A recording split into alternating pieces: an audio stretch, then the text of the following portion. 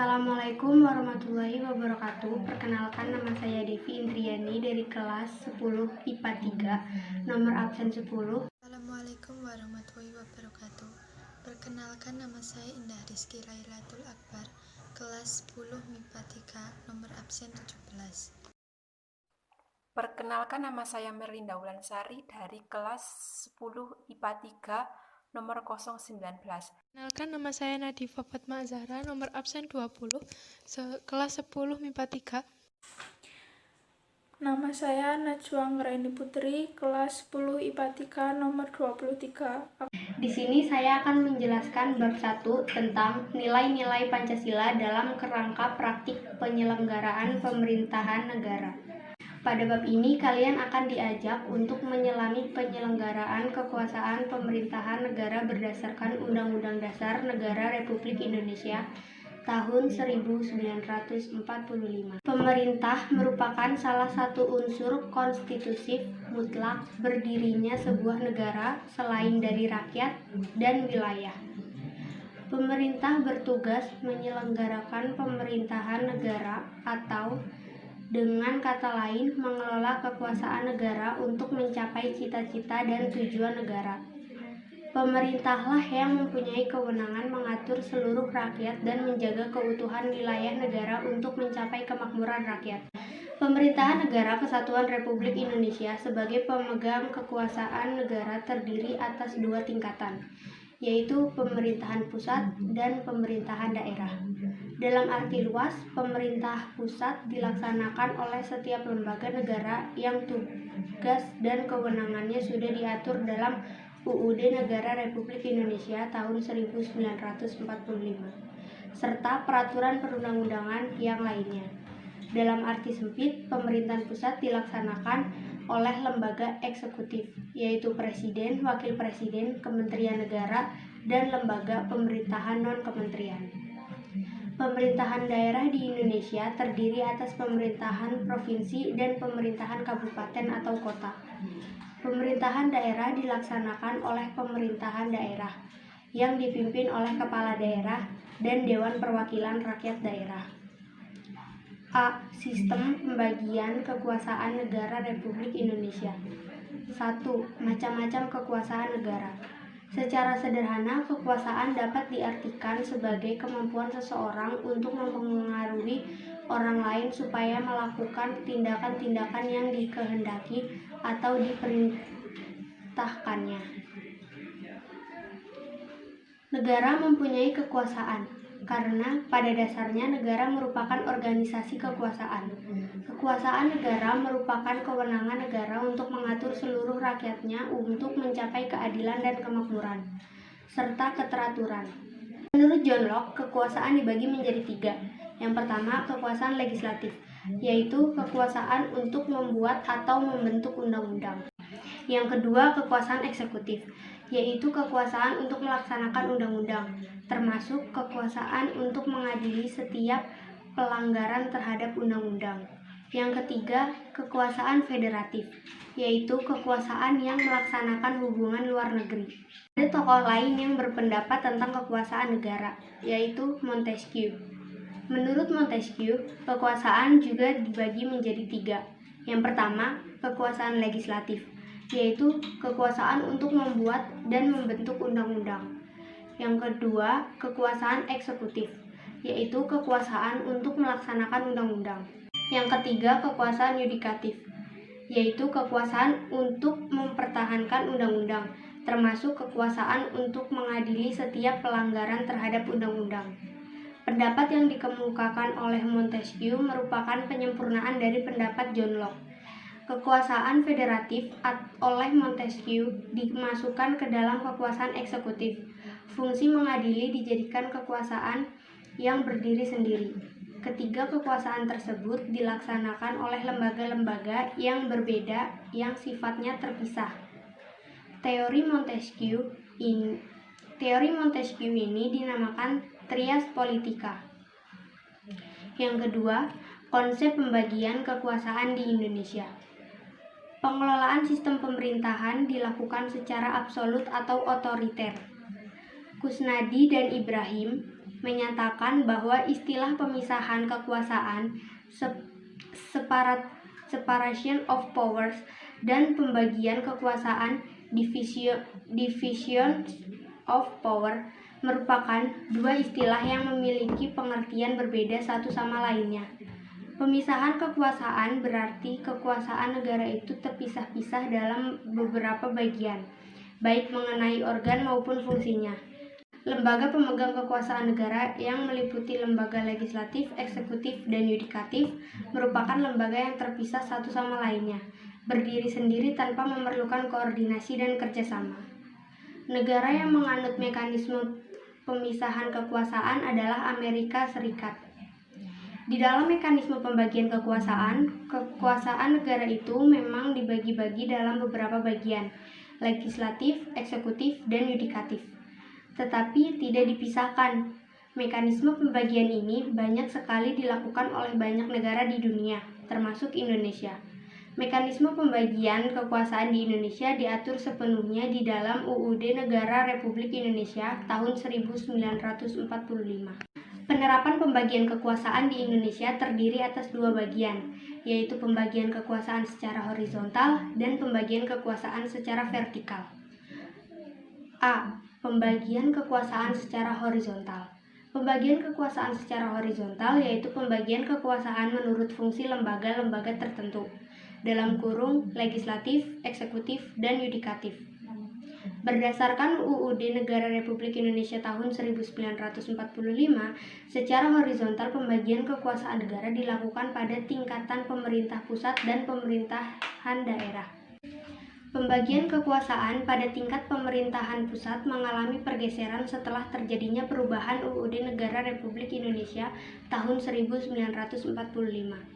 Pergeseran yang dimaksud adalah pergeseran klasifikasi kekuasaan negara yang umumnya terdiri atas 3 jenis kekuasaan, dalam kurung legislatif, eksekutif, dan yudikatif, menjadi 6 kekuasaan negara. Yang pertama, kekuasaan konstitutif, yaitu kekuasaan untuk mengubah dan menetapkan undang-undang dasar. Kekuasaan ini dijalankan oleh Majelis Permusyawaratan Rakyat sebagaimana ditegaskan dalam Pasal 3 Ayat 1 UUD Negara Republik Indonesia tahun 1945. Yang kedua, kekuasaan eksekutif, yaitu kekuasaan untuk menjalankan undang-undang dan penyelenggaraan pemerintahan negara. Kekuasaan ini dipegang oleh Presiden sebagaimana ditegaskan dalam Pasal 4 Ayat 1 UUD Negara Republik Indonesia tahun 1945. Yang ketiga, kekuasaan legislatif, yaitu kekuasaan untuk membentuk undang-undang. Kekuasaan ini dipegang oleh Dewan Perwakilan Rakyat sebagaimana ditegaskan dalam Pasal 20 Ayat 1 UUD Negara Republik Indonesia tahun 1945.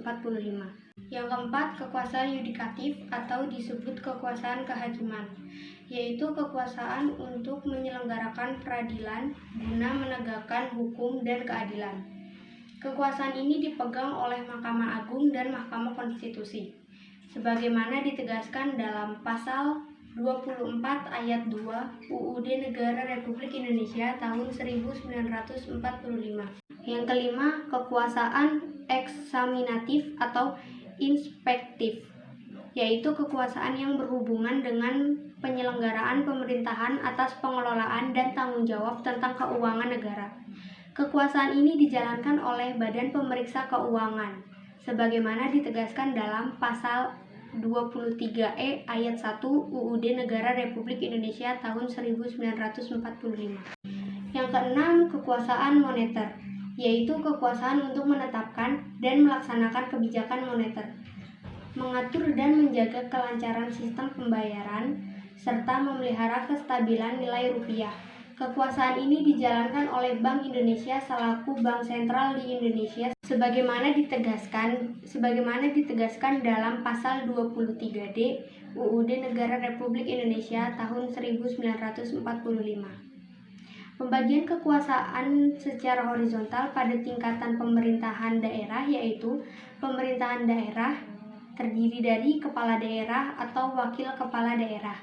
dan Dewan Perwakilan Rakyat Daerah. Pada tingkat provinsi berlangsung antara pemerintahan provinsi, yaitu gubernur atau wakil gubernur, dan DPRD provinsi. Sedangkan pada tingkat kabupaten atau kota berlangsung antara pemerintah kabupaten atau kota, yaitu bupati atau wakil bupati atau wali kota atau wakil wali kota, dan DPRD kabupaten atau kota. B. Pembagian kekuasaan secara vertikal. Pembagian kekuasaan secara vertikal merupakan pembagian kekuasaan berdasarkan tingkatannya, yaitu pembagian kekuasaan antara beberapa tingkatan pemerintah. Pasal 18 ayat 1 UUD Negara Republik Indonesia tahun 1945 menyatakan bahwa Negara Kesatuan Republik Indonesia dibagi atas daerah-daerah provinsi dan daerah provinsi itu dibagi atas kabupaten dan kota. Yang tiap-tiap provinsi, kabupaten, dan kota itu mempunyai pemerintahan daerah yang diatur dengan undang-undang. Pada pemerintahan daerah berlangsung pula pembagian kekuasaan secara vertikal yang ditentukan oleh pemerintahan pusat. Hubungan antara pemerintahan provinsi dan pemerintahan kabupaten atau kota terjalin dengan koordinasi, pembinaan, dan pengawasan oleh pemerintahan pusat dalam bidang administrasi dan kewilayahan. Pembagian kekuasaan secara vertikal muncul sebagai konsekuensi dari diterapkannya asas desentralisasi di Negara Kesatuan Republik Indonesia. Pasal 18 ayat 5 UUD Negara Republik Indonesia tahun 1945 yang menyatakan pemerintah daerah menjalankan otonomi seluas-luasnya, kecuali urusan pemerintahan yang oleh undang-undang ditentukan sebagai urusan pemerintah pusat. B. Kedudukan dan fungsi Kementerian Negara Republik Indonesia dan lembaga pemerintahan non-kementerian. 1. Tugas Kementerian Negara Republik Indonesia. Dalam sistem presidensial, kedudukan presiden sangat kuat karena ia merupakan kepala negara sekaligus sebagai kepala pemerintahan. Keberadaan Kementerian Negara Republik Indonesia diatur secara tegas dalam pasal 17 Undang-Undang Dasar Negara Republik Indonesia tahun 1945 yang menyatakan 1. Presiden dibantu oleh menteri-menteri negara. 2. Menteri-menteri itu diangkat dan diberhentikan oleh Presiden. 3. Setiap menteri membidangi urusan tertentu dalam pemerintahan. 4. Pembentukan, pengubahan, dan pembubaran Kementerian Negara diatur dalam undang-undang. Selain diatur oleh Undang-Undang Negara Republik Indonesia tahun 1945, keberadaan Kementerian Negara juga diatur dalam sebuah undang-undang organik, yaitu Peraturan Presiden Republik Indonesia Nomor 7 Tahun 2015 tentang Organisasi Kementerian Negara. Undang-undang ini mengatur semua hal tentang Kementerian Negara, seperti kedudukan, tugas pokok, fungsi, susunan organisasi, pembentukan, pengubahan, penggabungan, pemisahan atau penggantian, pembubaran atau penghapusan kementerian, hubungan fungsional kementerian dengan lembaga pemerintahan dan kementerian dan pemerintahan daerah, serta pengangkatan dan pemberhentian kementerian. Kementerian Negara Republik Indonesia mempunyai tugas penyelenggaraan urusan tertentu dalam pemerintahan, di bawahnya bertanggung jawab kepada Presiden dalam penyelenggaraan pemerintahan negara. A. Penyelenggaraan perumusan, penetapan, dan pelaksanaan kebijakan di bidangnya. B. Perumusan, penetapan, pelaksanaan kebijakan di bidangnya. C. Perumusan dan penetapan kebijakan di bidangnya. Pasal 17 ayat 3 Undang-Undang Dasar Negara Republik Indonesia tahun 1945 menyebutkan bahwa setiap menteri membidangi urusan tertentu dalam pemerintahan. Dengan kata lain, setiap kementerian negara masing-masing mempunyai tugas sendiri. Adapun urusan pemerintahan yang menjadi tanggung jawab Kementerian Negara adalah sebagai berikut. A. Urusan pemerintahan yang nomenklatur kementeriannya secara tegas disebutkan dalam Undang-Undang Dasar Negara Republik Indonesia tahun 1945, meliputi urusan luar negeri, dalam negeri, dan Pertahanan.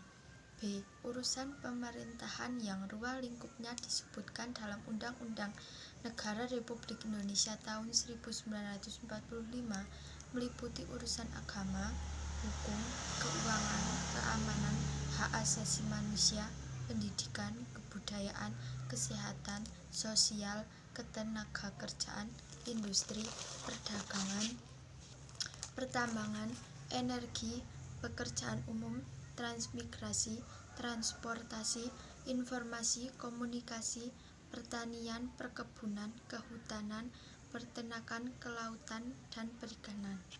C. Urusan pemerintahan dalam rangka penajaman, koordinasi, dan sinkronisasi program pemerintah meliputi urusan perencanaan pembangunan nasional, aparatur negara, kesekretariatan negara, badan usaha milik negara, pertahanan, kependudukan, lingkungan hidup, ilmu pengetahuan, teknologi, investasi, koperasi, usaha kecil dan menengah, pariwisata, pemberdayaan perempuan, pemuda, olahraga, perumahan, dan pembangunan kawasan atau daerah tertinggal. C. Perumusan dan penetapan kebijakan di bidangnya. Pasal 17 ayat 3 Undang-Undang Dasar Negara Republik Indonesia tahun 1945 menyebutkan bahwa setiap menteri membidangi urusan tertentu dalam pemerintahan. Dengan kata lain, setiap kementerian negara masing-masing mempunyai tugas sendiri. Adapun urusan pemerintahan yang menjadi tanggung jawab kementerian negara adalah sebagai berikut. A. Urusan pemerintahan yang nomenklatur kementeriannya secara tegas disebutkan dalam Undang-Undang Dasar Negara Republik Indonesia tahun 1945 meliputi urusan luar negeri, dalam negeri, dan pertahanan. B. Urusan pemerintahan yang ruang lingkupnya disebutkan dalam Undang-Undang Negara Republik Indonesia tahun 1945 meliputi urusan agama, hukum, keuangan, keamanan, hak asasi manusia, pendidikan, kebudayaan, kesehatan, sosial, ketenagakerjaan, industri, perdagangan, pertambangan, energi, pekerjaan umum, transmigrasi, transportasi, informasi, komunikasi, pertanian, perkebunan, kehutanan, peternakan, kelautan, dan perikanan. C. Urusan pemerintahan dalam rangka penajaman, koordinasi, dan sinkronisasi program pemerintah meliputi urusan perencanaan pembangunan nasional, aparatur negara, kesekretariatan negara, badan usaha milik negara, pertahanan, kependudukan, lingkungan hidup, ilmu pengetahuan, teknologi, investasi, koperasi, usaha kecil dan menengah, pariwisata, pemberdayaan perempuan, pemuda, olahraga, perumahan, dan pembangunan kawasan atau daerah tertinggal. 2. Klasifikasi Kementerian Negara Republik Indonesia. Pasal 15 Undang-Undang Republik Indonesia Nomor 39 Tahun 2008 tentang Kementerian Negara secara tegas menyatakan bahwa jumlah maksimal kementerian negara yang dapat dibentuk adalah 34 kementerian negara. Peraturan Presiden Republik Indonesia Nomor 7 Tahun 2015 tentang organisasi kementerian negara. A. Kementerian yang mengenai urusan pemerintahan yang nomenklatur atau nama kementeriannya secara tegas disebutkan dalam Undang-Undang Negara Republik Indonesia tahun 1945 adalah sebagai berikut. 1. Kementerian Dalam Negeri. 2. Kementerian Luar Negeri. 3. Kementerian Pertahanan. B. Kementerian yang mempunyai tugas penyelenggaraan urusan tertentu dalam pemerintahan untuk membantu Presiden dalam penyelenggaraan pemerintahan negara dengan upaya pencapaian tujuan kementerian sebagai bagian dari tujuan pembangunan nasional. 1. Kementerian Agama. 2. Kementerian Hukum dan Hak Asasi Manusia. 3. Kementerian Keuangan. 4. Kementerian Pendidikan dan Keuangan. 5. Kementerian Riset, Teknologi dan Pendidikan Tinggi, 6. Kementerian Kesehatan, 7. Kementerian Sosial, 8. Kementerian Ketenagakerjaan, 9. Kementerian Perindustrian, 10. Kementerian Perdagangan, 11. Kementerian Energi dan Sumber Daya Mineral, 12. Kementerian Pekerjaan Umum dan Perumahan Rakyat, 13. Kementerian Perhubungan, 14. Kementerian Komunikasi dan Informatika, 15. Kementerian Pertanian, 16. Kementerian Lingkungan Hidup dan Kehutanan, 17. Kementerian Kelautan dan Perikanan, 18. Kementerian Desa, Pembangunan Daerah Tertinggal dan Transmigrasi, 19. Kementerian Agraria dan Tata Ruang. C. Kementerian yang mempunyai tugas menyelenggarakan urusan tertentu dalam pemerintahan untuk membantu Presiden dalam penyelenggaraan pemerintah negara serta menjalankan fungsi perumusan dan penetapan kebijakan di bidangnya. 1. Kementerian Perencanaan Pembangunan Nasional. 2. Kementerian Pendayagunaan Aparatur Negara dan Informasi Birokrasi. 3. Kementerian Badan Usaha Milik Negara. 4. Kementerian Koperasi dan Usaha Kecil dan Menengah. 5. Kementerian Pariwisata. 6. Kementerian Pemberdayaan Perempuan dan Perlindungan Anak. 7. Kementerian Pemuda dan Olahraga. 8. Kementerian Sekretariat Negara. Kementerian Koordinator yang bertugas melakukan sinkronisasi dan koordinasi urusan kementerian-kementerian yang berada di dalam lingkup tugasnya. 1. Kementerian Koordinasi Bidang Politik, Hukum dan Keamanan. 2. Kementerian Koordinator Bidang Perekonomian. 3. Kementerian Koordinator Bidang Pembangunan Manusia dan Kebudayaan. 4. Kementerian Koordinator Bidang Kemaritiman, Usaha Milik Negara. 4. Kementerian Koperasi dan Usaha Kecil dan Menengah. 5. Kementerian Pariwisata. 6. Kementerian Pemberdayaan Perempuan dan Perlindungan Anak. 7. Kementerian Pemuda dan Olahraga. 8. Kementerian Sekretariat Negara. Kementerian Koordinator yang bertugas melakukan sinkronisasi dan koordinasi urusan kementerian-kementerian yang berada di dalam lingkup tugasnya. 1. Kementerian Koordinasi Bidang Politik, Hukum dan Keamanan. 2. Kementerian Koordinator Bidang Perekonomian. 3. Kementerian Koordinator Bidang Pembangunan Manusia dan Kebudayaan. 4. Kementerian Koordinator Bidang Kemaritiman. 3. Lembaga Pemerintahan Non-Kementerian.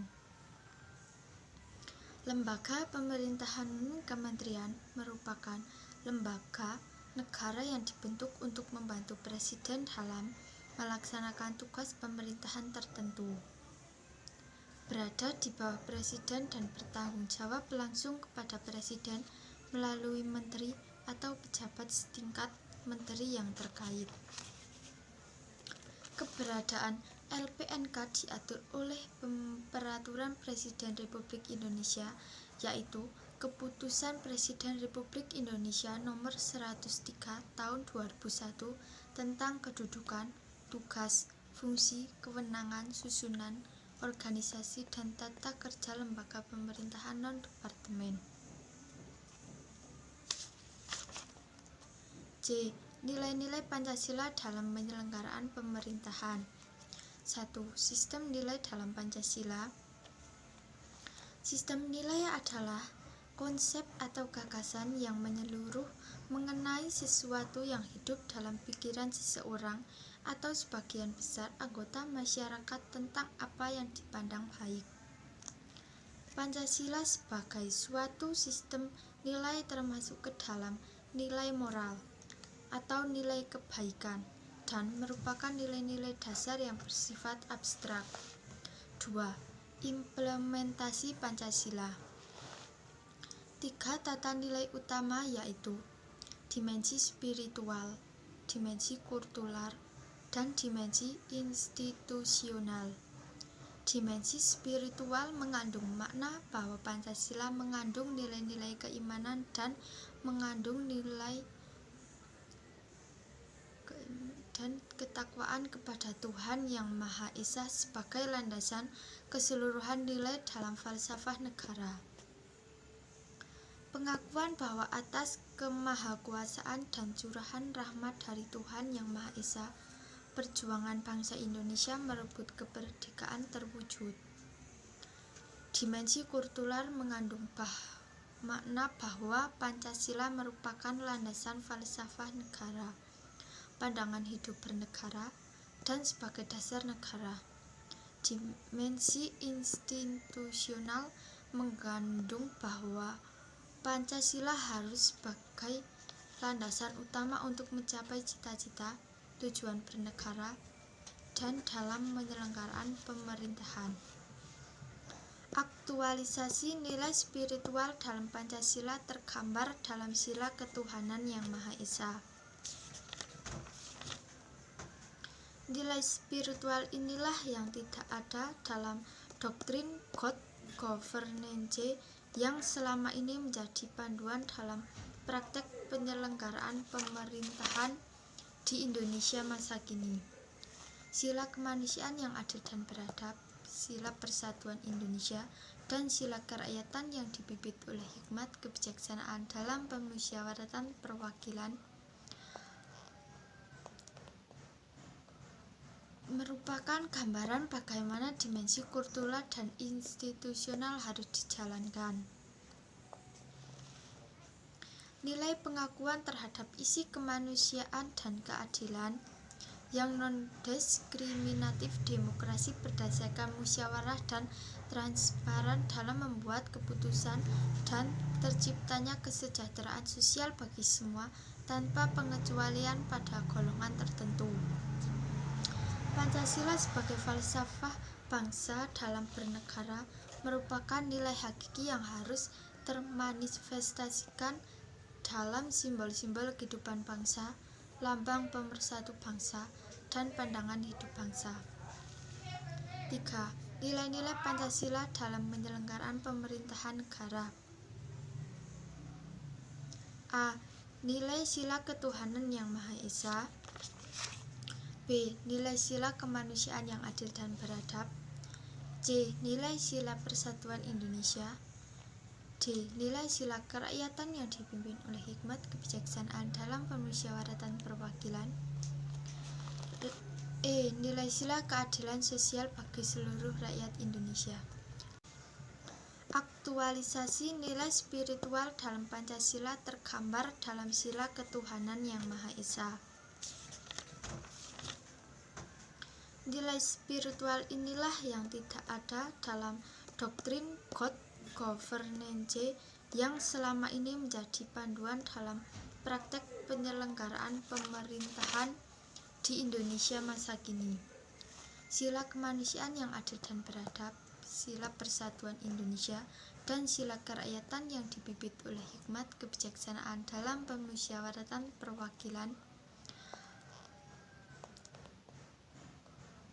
merupakan gambaran bagaimana dimensi kultural dan institusional harus dijalankan.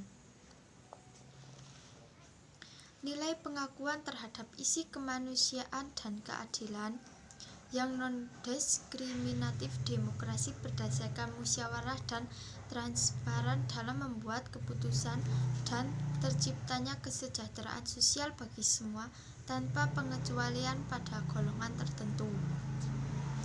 Pancasila sebagai falsafah bangsa dalam bernegara merupakan nilai hakiki yang harus termanifestasikan dalam simbol-simbol kehidupan bangsa, lambang pemersatu bangsa, dan pandangan hidup bangsa. 3. Nilai-nilai Pancasila dalam penyelenggaraan pemerintahan negara. A. Nilai sila ketuhanan Yang Maha Esa. B. Nilai sila kemanusiaan yang adil dan beradab. C. Nilai sila persatuan Indonesia. D. Nilai sila kerakyatan yang dipimpin oleh hikmat kebijaksanaan dalam pemusyawaratan perwakilan. E. Nilai sila keadilan sosial bagi seluruh rakyat Indonesia. Di sini saya menjelaskan pada bagian bab 2. A. Wilayah Negara Kesatuan Republik Indonesia. Indonesia adalah negara kepulauan. Hal ini ditegaskan dalam Pasal 25A Undang-Undang Negara Republik Indonesia.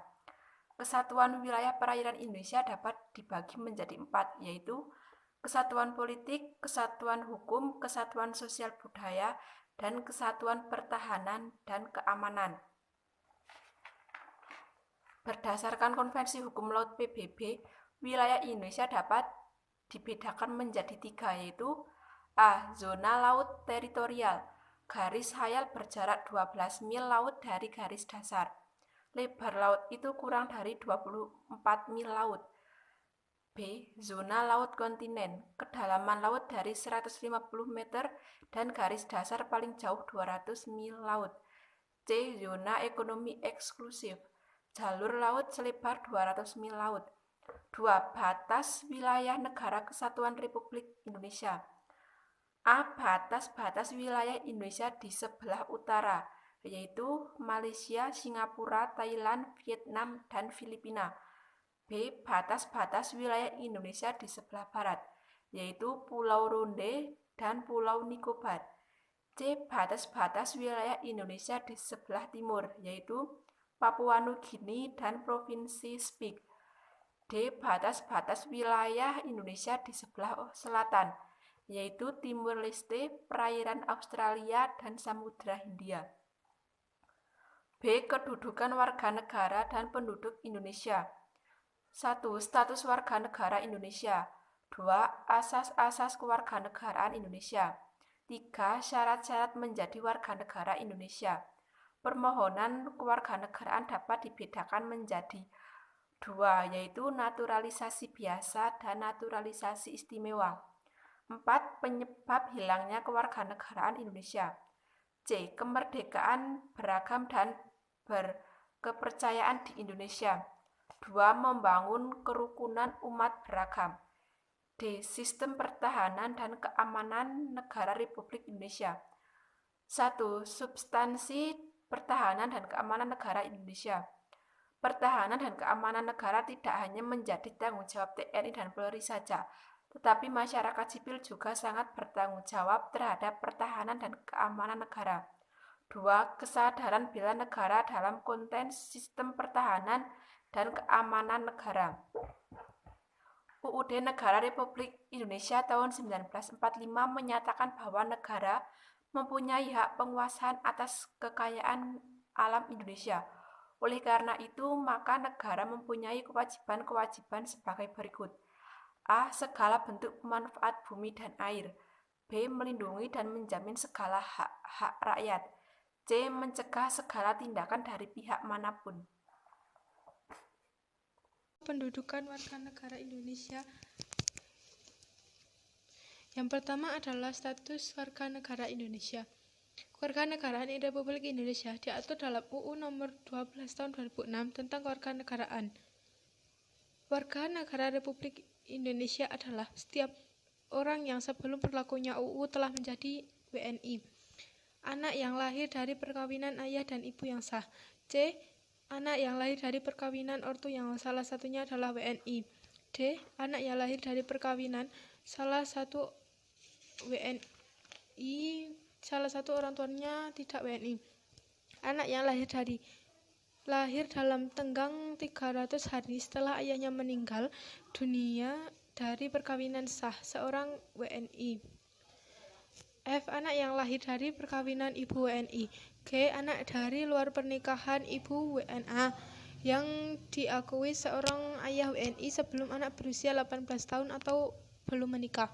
H. Anak yang lahir di wilayah Indonesia dan belum tahu kewarganegaraannya. I. Anak yang ditemukan di Indonesia dan selama belum diketahui ayah dan ibunya. J. Anak yang ditemukan di Indonesia dan apabila ayah dan ibunya belum atau tidak memiliki kewarganegaraan. K. Di mana anak itu lahir kepada anak yang bersangkutan.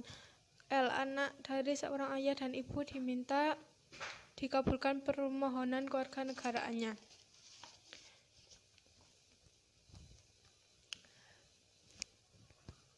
Dalam materi ini terdapat beberapa istilah, yaitu perbedaan-perbedaan. Pertama adalah penduduk dan bukan penduduk. Penduduk adalah orang yang bertempat tinggal atau menetap dalam suatu negara. Bukan penduduk adalah orang yang berada dalam suatu daerah dan tidak bertujuan tinggal atau menetap di wilayah negara tersebut. B adalah warga negara dan bukan warga negara. Warga negara adalah orang yang secara hukum merupakan anggota dari suatu negara. Bukan warga negara adalah orang asing yang hanya bertempat tinggal di wilayah tersebut secara sementara. C adalah rakyat yang konstitusional, tercantum pada pasal 26 UUD Negara Republik Indonesia tahun 1945. Istilah penduduk lebih luas tercantum pada pasal 26 ayat 2 UUD Negara Republik Indonesia tahun 1945 yang bunyinya adalah penduduk adalah warga negara Indonesia dan orang asing yang bertempat tinggal di Indonesia. Adalah asas-asas kewarganegaraan Indonesia. Yang pertama adalah asas ius sanguinis atau asas keturunan, di mana anak tersebut memiliki kewarganegaraan berdasarkan keturunan dari ayah atau ibunya. Contohnya adalah seorang anak mengikuti kewarganegaraan orang tuanya tanpa memperhatikan tempat tinggal kelahiran anak tersebut. Asas ius soli atau asas kedaerahan atau tempat tinggal adalah kewarganegaraan yang ditentukan berdasarkan tempat kelahirannya. Suatu status kewarganegaraan. Yang pertama adalah apatrid. Apatrid adalah orang yang sama sekali tidak mempunyai kewarganegaraan. Yang kedua adalah bipatrid. Bipatrid adalah orang yang memiliki kewarganegaraan dua sekaligus atau kewarganegaraan rangkap. Stelsel. Stelsel terbagi menjadi dua, yaitu stelsel aktif, yaitu seorang harus melakukan tindakan hukum tertentu secara aktif untuk menjadi warga negara, atau disebut naturalisme biasa. Stelsel pasif adalah seorang dengan sendirinya dianggap menjadi warga negara tanpa melakukan suatu tindakan hukum tertentu. Naturalisme istimewa. Hak dalam kewarganegaraan ada dua, yaitu hak opsi, yaitu hak memilih suatu kewarganegaraan, stelsel aktif. B adalah hak repudiasi, adalah hak untuk menolak suatu kewarganegaraan. Undang-Undang Republik Indonesia Nomor 12 Tahun 2006 tentang Kewarganegaraan Republik Indonesia dalam penentuan kewarganegaraan. A yaitu asas ius sanguinis, yaitu asas menentukan kewarganegaraan berdasarkan keturunan. B adalah asas ius soli, yaitu asas yang menentukan kewarganegaraan berdasarkan tempat kelahirannya. C adalah asas kewarganegaraan tunggal yang menentukan satu kewarganegaraan. Asas kewarganegaraan ganda terbatas menentukan kewarganegaraan ganda bagi anak-anak sesuai dengan ketentuan yang diatur dalam undang-undang. Syarat-syarat menjadi warga Indonesia. Orang asing yang akan menjadi warga negara Indonesia harus mengajukan permohonan kepada pemerintah yang disebut permohonan kewarganegaraan atau naturalisme.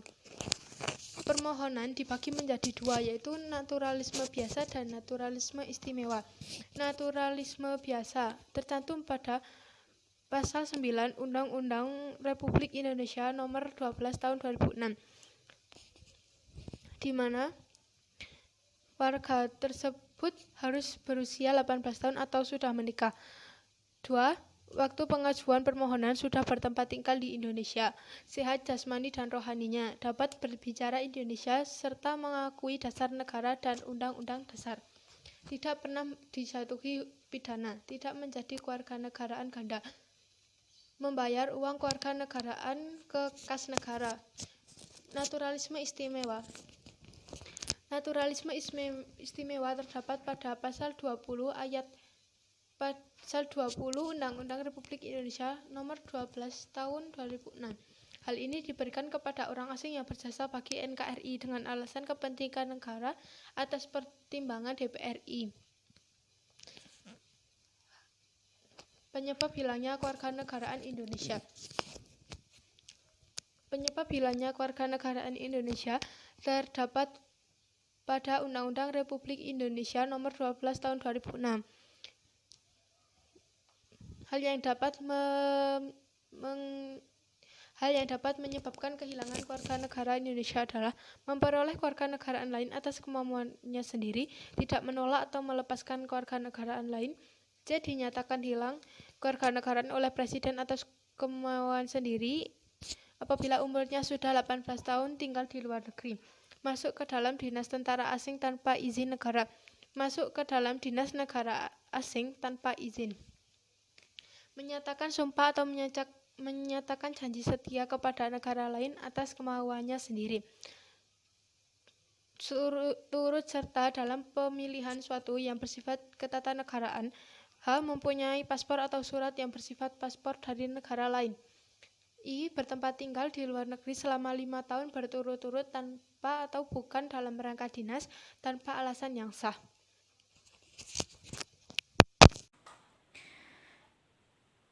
C. Kemerdekaan beragama dan berkepercayaan di Indonesia. 1. Pengertian kemerdekaan beragama dan berkepercayaan. Masyarakat Indonesia merupakan masyarakat yang beragama. Kehidupan beragama merupakan bagian yang tidak terpisahkan dari kehidupan seluruh masyarakat Indonesia. Kemerdekaan beragama dan berkepercayaan mengandung makna bahwa setiap manusia bebas memilih, melaksanakan ajaran agama menurut keyakinan dan kepercayaannya. Setiap manusia tidak boleh dipaksa oleh siapapun, baik itu oleh pemerintah, pejabat agama, masyarakat, maupun orang tua sendiri. Kemerdekaan beragama itu tidak dimaknai sebagai kebebasan untuk tidak beragama atau bebas untuk tidak beriman kepada Tuhan Yang Maha Esa. Kebebasan beragama bukan pula dimaknai sebagai kebebasan untuk menarik orang yang telah beragama atau mengubah agama yang telah dianut seseorang. Kemerdekaan beragama dan berkepercayaan di Indonesia dijamin oleh Undang-Undang Dasar Negara Republik Indonesia tahun 1945 dalam pasal 28E ayat 1 dan 2 sebagai berikut. 1. Setiap orang bebas memeluk agama dan beribadat menurut agamanya, memilih pendidikan dan pengajaran, memilih pekerjaan, memilih kewarganegaraan, memilih tempat tinggal di wilayah negara dan meninggalkannya, serta berhak kembali. 2. Setiap orang berhak atas kebebasan meyakini kepercayaan, menyatakan pikiran dan sikap sesuai dengan hati nuraninya. Kemerdekaan beragama tidak boleh dikurangi dengan alasan apapun sebagaimana diatur dalam pasal 28I ayat 1 Undang-Undang Dasar Negara Republik Indonesia tahun 1945 yang menyebut bahwa hak untuk hidup, hak untuk tidak disiksa, hak kemerdekaan, pikiran dan hati nurani, hak beragama, hak untuk tidak diperbudak, hak untuk diakui sebagai pribadi di hadapan hukum, dan hak untuk tidak dituntut atas dasar hukum yang berlaku surut adalah hak asasi manusia yang tidak dapat dikurangi dalam keadaan apapun. 2. Membangun kerukunan umat beragama. Kerukunan umat beragama merupakan sikap mental umat beragama dalam rangka mewujudkan kehidupan yang sesuai dengan tidak membedakan pangkat, kedudukan sosial, dan tingkat kekayaan. Konsep tri kerukunan umat beragama. Kerukunan antar umat seagama berarti adanya kesepahaman dan kesatuan untuk melakukan amalan dan ajaran agama yang dipeluk dengan menghormati adanya perbedaan yang masih bisa ditolerir. Kerukunan antar umat beragama adalah cara atau sarana untuk mempersatukan dan mempererat hubungan antara orang-orang yang tidak seagama dalam proses pergaulan di masyarakat, tetapi bukan ditujukan untuk mencampur adukan ajaran agama. Kerukunan antar umat beragama dengan pemerintah maksudnya adalah dalam hubungan beragama, masyarakat tidak lepas dari adanya aturan pemerintah setempat yang mengatur tentang kehidupan bermasyarakat.